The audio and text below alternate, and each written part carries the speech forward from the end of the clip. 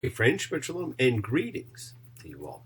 We're but a few weeks from Hanukkah and Christmas, the season of miracles, the twin festivals of light. We're less than 30 days from the end of another year, from Circumcision Day, also known as New Year's Day, and to Bodhi Day, when the Buddha attained enlightenment. So much all at once. And all these occur during the darkest time of the year, when the promise of renewed light calls us all, when darkness triggers our fears, which is at its highest. We're about to follow a journey of someone who is ruled by fear. He ran away out of fear, and that's the legacy that he brought and instilled in his family, and which imprisons so many still to this day. In fact, the most important holiday in the Bible was the holiday of freeing yourself from fear. We all face fear at some point in our lives, but you must realize fear is not real. Fear is perceived. It's our mind alerting us to what we think might happen. That is, we don't know whether the imagined danger is real or not. That's why fear is not real. It's what we make up, and often comes from other people telling us that we should feel that way. What you believe becomes your reality. We project something that might have occurred in the past or has not occurred and might never occur onto our present state. And we let that perception guide us, and in some cases, petrify us. And that's something that community helps you overcome. Just as we're a big family of like-minded, like-souled fellows seeking unification of spirit, not in a religious sense, but as kind, caring human beings, exhibiting the collective consciousness of seekers who come together in a showing of faith, of love, a community, a chavura, fellowship, expressing our nature of kindness, compassion, thoughts, feelings, hopes, dreams, and wishes that unites us all in this community house of spirit, Beth Ruach, sharing and bringing light and keeping fear at bay. So once again, please do go ahead and invite everybody you know, physically, psychically, emotionally, or spiritually, to gather and share from Psalm 133, the Hine Matov. Come together. Hine Matov, Shevet Achim Gam Yachad. Hine Matov, Shevet Achim Gam Yachad. How good, how pleasant it is for brothers and sisters together. Community, community, community, together. So let's all spread love, goodwill, and fellowship to the world. Remember, friends, this is your setting aside just a little bit of sacred time in your sacred space to honor and converse with whoever, whatever you happen to believe in. It's a part of your kavanah, your intention that you put out to the universe. It's your goodwill. And do not forget, we have coming up our Festival of Light and Candle Lighting Service, when we light a candle for anyone you lost in this year or any other year, to elevate their souls and let them know you're thinking of them. Names keep coming in, so continue to send them. Well, let's take some time now to send some light and some healing and love out to whoever you know that needs it. That goodwill which invokes healing and renewal for everybody floats through space, finding those in need. So send it out for those you know, and for the souls and spirits of everyone you love, and for those you don't know. So think of whoever that needs healing and renewal and love, or just goodwill. Focus on them. Call their names. It's not just for people, my friends. It's for our pets. It's for the earth. It is the healing of the world, the tikkun olam, that's part of our spiritual genetic makeup. Let's send our thoughts and energy for health and renewal for everybody in need. For those in our hearts and our minds, for Pam and Snoopy, for Ben and Bev, for David, for Alex, for Martin, for Rosemary. Friends, it is the kindness, healing, wishes, goodwill, and love we all send out. Circles the world, finding those in need. So thank you, each of you, for all you do, for all you care, because the world is a world of spirit, and spirit, my friends, never dies. Ever. Shabbat. Avotenu. Bakor. Bracha. Limotenu. May the source of strength bless the ones before us. Help us find the courage to make our lives a blessing. The renewal of body, the renewal of spirit. Let us say, Amen. Yeshu Baruch, let us all have our spirits renewed. This is the great prayer for healing. which we call upon God to heal as is healed before Mishaberach, may he who blessed, because all healing's a blessing. Let's all send and receive healing and renewal energy in our efforts to love, to share, to care, to grow. Now, the development of karma continues. Jacob pretends to leave to find a bride. And the bride search is clearly presented as an excuse for what is actually his flight out of fear. An excuse ably engineered by Rebecca, his mother, with her melodramatic complaint. Sit back and enjoy Vayetza, and he left. As we join Jacob on his journey, not knowing it's a journey of karma, jealousy, further deception, a cornucopia of negative action, a repeat of sibling rivalry, but with sisters this time. See, things are the same wherever you go. Issues of family are everywhere. Now, while there is much here, the centerpiece of this parsha is the marriages, the two marriages of Jacob. But we also have the introduction of just how important dreams are in our lives. We read about the ladder to heaven. Now, many think this is the first reported dream in the Bible. It actually might be, but technically it's not, because of the Abimelech dreams, which occurred earlier. But the Abimelech pieces are odd pieces, and some are not sure about them or where and how they actually belong. But we all know this dream about the stairway to heaven. There's a lady who's sure all that glitters is gold, and she's buying a stair to heaven. When she gets there, she knows if the stores are all closed, with a word she can get what she came for.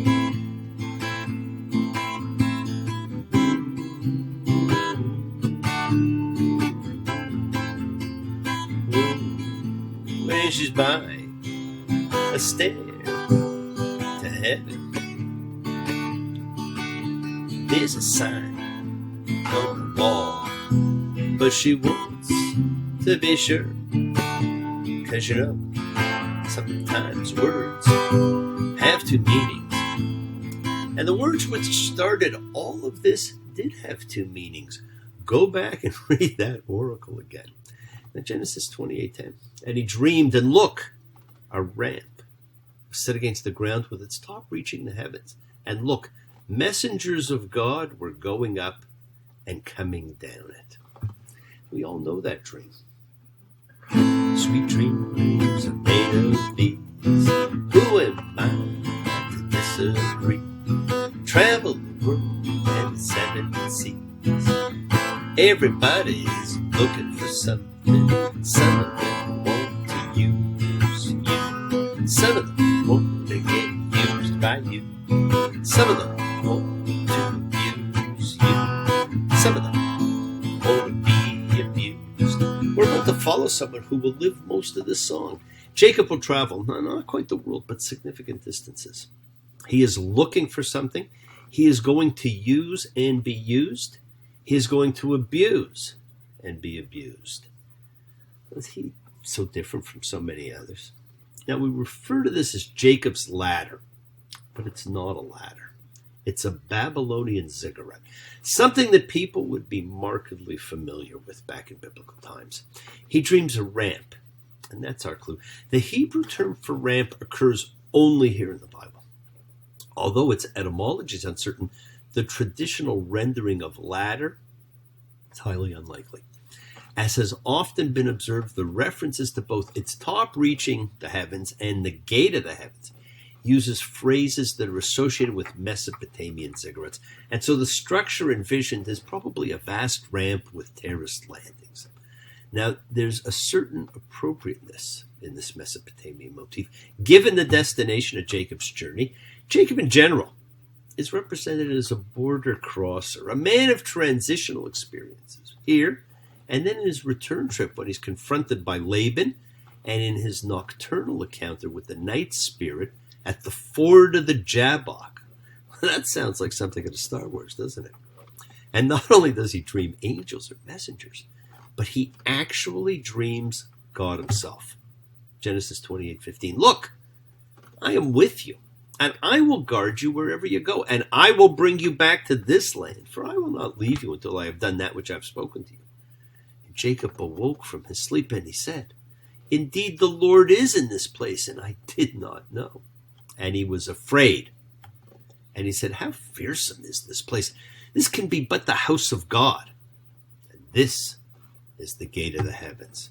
This is a real dream, my friends, a very powerful one, which has resonated with the soul of man for thousands of years. Dream, dream, dream, dream, dream, dream, dream, when I want you in my arms, when I want you, all your charms, whenever I want you. All I have to do is dream. Dreams are about to become the major form of communication system of the Bible, and they will be centered around this family. But notice that his immediate feeling is all about fear. He was afraid. He has received an incredible promise from God. And what does Jacob do? And Jacob made a vow saying, If the Lord God be with me, and guard me on this way that I'm going, and give me bread to eat, and clothing to wear, and I return safely to my father's house, then the Lord will be my God. He puts conditions on his support and acceptance of God. God's already promised him in the dream that he will do all these things for him. Jacob, however, remains the suspicious bargainer his entire life. He finds his way to Mesopotamia, and then we see the betrothal ritual properly played out this time. Genesis 29:1. And Jacob lifted his feet and went to the land of the Easterners, and he saw, and look, there was a well in the field, and look, 3 flocks of sheep were laying beside it.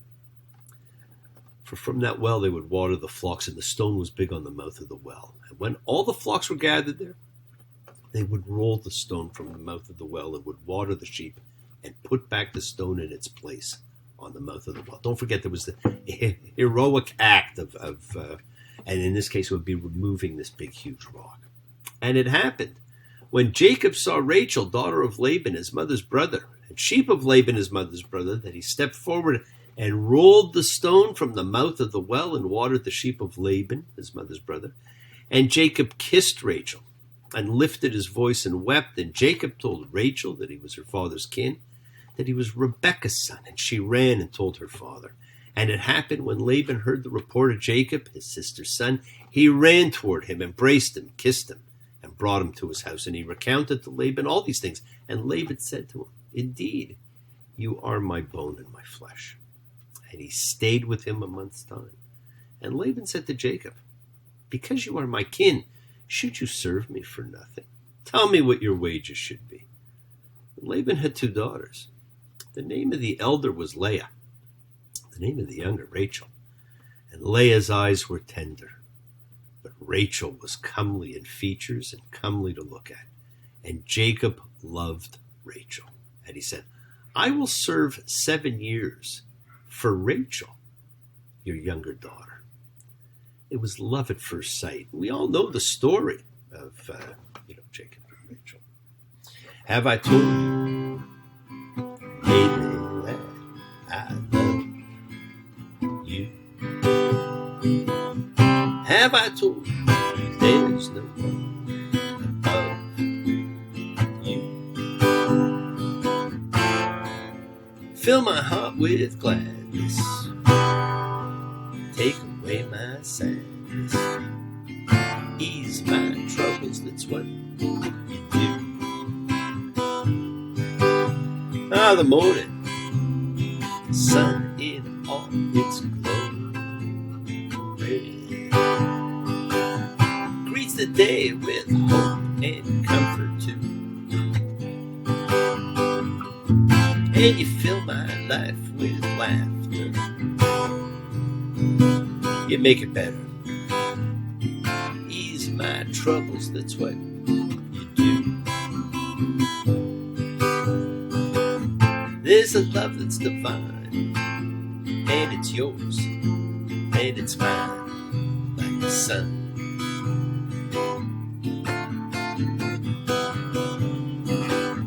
At the end of the day, we should give thanks and pray to the one. And Laban said, better I should give her to you than give her to another man. Stay with me. And Jacob served 7 years for Rachel. And they seemed in his eyes but a few days in his love for her. And Jacob said to Laban, give me my wife, for my time is done. Let me come to bed with her. And Laban gathered all the men of the place and made a feast. And when evening came, he took Leah, his daughter, and brought her to Jacob, and he came to bed with her.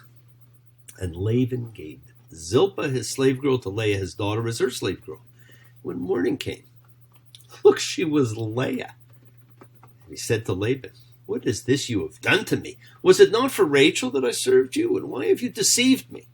And Laban said, it's not done thus in our place, to give the younger girl for the firstborn. Laban is an instrument of dramatic irony, or karma.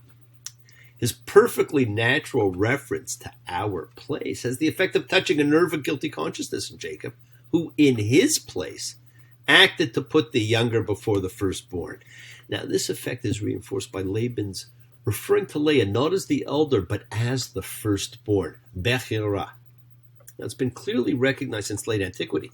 The whole story of the switched brides is a meting out of poetic justice to Jacob. Karma served. The deceiver deceived, deprived by darkness of the sense of sight, as his father is by blindness, relying like his father on the misleading sense of touch. Now, the Midrash, Bereshit Rabbah, vividly represents the communication between the two episodes. And all that night he cried out to her, Rachel, and she answered him. In the morning, and look, she was Leah, he said to her, why did you deceive me, daughter of a deceiver? Didn't I call out Rachel in the night you answered me? And she said, isn't this how your father cried out Esau and you answered him? Now, wouldn't you have loved to be a fly on that wall? That's one of my favorite midrashim. Now, he promises another 7 years for Rachel and marries her. He hates Leah. He loves Rachel. But Rachel cannot conceive, and Leah starts having babies. And the rivalry, the jealousy, and even hatred between the sisters really becomes quite palpable. And Leah conceived and bore a son, called his name Reuben. For she said, yes, the Lord has seen my suffering, for now my husband will love me. Reuben is, of course, Reuben, see, a son. And she conceived again and bore a son. And she said, yes, the Lord has heard I was despised, and he has given me this one too. And she called his name Simeon. Shama, has heard, Shimon. Now, two of the senses Isaac questioned. He was blind and could not see. He heard the voice and thought it was Jacob, not Esau, but was fooled by the touch. It's just all playing back to what took place earlier. Yes, the world, my friends, is sacred. So is everything in it. Express your gratitude, light a candle, make a wish. Celebrate your life and the lives of those you love. Share your feelings with them. Live free, be free, honor your freedom. Be well, be happy, and be blessed. Share and honor the light and all who live in the light and continue to shine. Continue to send everybody you know goodwill and love. Pray for peace and freedom for everyone. And end to terror and hatred. Remember, friends, we are a community. We learn together, we celebrate each other, we love each other, we share this ride together, men and women equally. So let's send out love, not fear, send out peace, harmony, goodwill, and healing to all who need it. And please do, learn to forgive and learn to love, including yourself. Open your hearts and honor the relationships of your life. Tell those you love that you love them. Take advantage of the time you have. Enjoy the journey. We take twists and turns in the patterns that weave through the fabric of our lives in our effort to grow, to learn, to be, to love. So please do love. Now, bless you all. Have a fantastic week. A week of love and light, a week of peace, a week of miracles. Examine your intentions and use them to imprint your will on the universe, because we set in motion all that happens in our lives. Our intention, our kavana, our cause, our effect, everything's linked. As I've said, you always have time to forgive and to be forgiven. You have the knowledge of what's good and bad, so acknowledge what you've done wrong to yourself, to God, and to any person you've wronged, and ask forgiveness, but do so with sincerity, accountability, and vulnerability. Forgive those who've hurt you as you learn to be forgiving and compassionate, because the secret of forgiveness, compassion, and peace is in acceptance. Can you accept yourself, other people in the world just as they are? Can you accept life as it is without trying to control it? If you do, you can experience the peace that acceptance brings. So do not stop your journey. Keep on moving towards your promised land. And keep on dreaming, keep on being, keep sharing, keep shining, keep teaching, keep spreading joy and goodwill. Never follow fear. Follow love. It's always in front of you. And remember to have faith and unwavering adherence to principle, just as I have faith in the principle of love and of all of you. Act with purity of heart and mind. Despise none, defraud none, hate none, cherish all. Honor every child of God, every creature of the earth. May all people know peace in this year. And may you nurture kindness and love everywhere you go. Work to be present in the body. Expand your heart, quiet your mind, because the deepest source of real power lies in your consciousness and your ability to be mindful, to be aware, to be present in all of life's circumstances. So make the most of your time in life. Continue to touch and transform the lives around you, because you're never alone. You're forever blessed and have the ability to bring blessings to everybody you meet. So be generous with them. Embrace love, not fear, forgiveness, not anger, and be there for someone, because someone will always be there for you whether you know it or not. Continue to explore faith and belief and what they mean to you, and never accept shame as a natural state. Whatever you feel, others have felt. Whatever you've experienced, others have too. We share together. We learn together. We help each other. We are each of us trying to find love and acceptance and support. We all have or could have that special someone in our lives, so find them and tell them what they mean. And remember, you're never alone on your journey to your promised land. Watch your words. They can hurt you, they can heal you, they can imprison you, and they can free you. Keep forgiving those you need to forgive, and keep asking forgiveness from those you need to ask forgiveness of. And listen to the voice of God as he, she, it talks to you. Or you get the messages in dreams. And please spend some time with family. Get to know them. It's the same everywhere, in all societies, in all families. And sometimes we think we know them, and sometimes we do not. But we can get to know everybody. How well do we know the people in our lives? And looking through, where did you go? I thought I knew you. What did I know? You don't look different, but you have changed. I'm looking through you. You're not the same. Sometimes people change. Sometimes we don't want to see it. See if you can tell who changes in this story. Thank you all for joining me. I will see you all soon. And keep sending those names in for the candlelighting service. Shabbat shalom and blessings to you all. Take care, my friends. Thanks. Bye.